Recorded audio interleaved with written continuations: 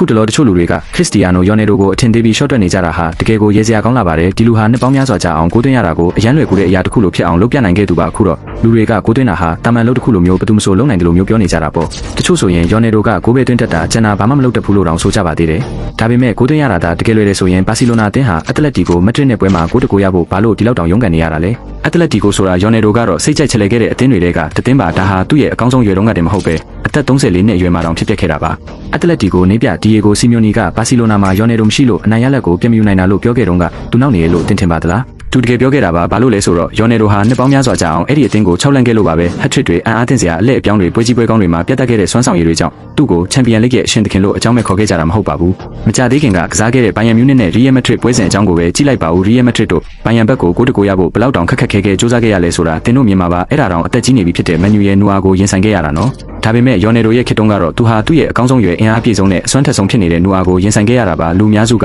နူအာကိုတမိုင်းတစ်လျှောက်အကောင်းဆုံးဂိုးသမားတစ်ယောက်လို့သတ်မှတ်ထားကြပါတယ်ဒါပေမဲ့ခရစ္စတီယာနိုယော်နယ်ဒိုဟာဘွန်ဒက်လီဂါမှာတစ်ခါမှမကစားခဲ့ဘူးပဲနဲ့မန်ယူရဲ့နူအာကိုဂိုးများဆုံးသွင်းယူနိုင်တဲ့ကစားသမားအဖြစ်တမိုင်းမှာရပ်တည်နေပါတယ်ဒါဟာဘလောက်တောင်အံ့ဩစရာကောင်းလဲဆိုတာစဉ်းစားကြည့်ပါဦးသူ့ရဲ့လိဂ်မှာတောင်မကစားပဲကမ္ဘာအကောင်းဆုံးဂိုးသမားတစ်ယောက်ကိုဂိုးများဆုံးသွင်းနိုင်ခဲ့ဆိုတာကတင်ယော်နယ်ဒိုဟာဘလောက်အနေအများတဲ့သူလဲဆိုတာပြောပြနေပါတယ်ဂိုးသွင်းရတာမလွယ်ပါဘူးယော်နယ်ဒိုကပဲလွယ်ကူတရားဖြစ်အောင်လုပ်ပြနိုင်ခဲ့တာပါသူ့ကိုမုန်းတီဖြစ်စေချစ်တီဖြစ်စေသူ့ရဲ့ကြီးကျယ်မြင့်မြတ်မှုကတော့ဒီအားကစားလောကမှာထာဝရကပဲတင်ကြံရနေမှာပါတကယ်လို့တင်ဟာလဲကျွန်တော်လိုပဲဒီလူကိုချစ်မြတ်နိုးတယ်ဆိုရင်တော့ CR7 လို့ comment ပေးခဲ့ပြီးပရိသတ်စစ်စစ်ဆိုရင်တော့အသေးလေးပေးပြီး follow လုပ်ထားပေးကြပါအောင်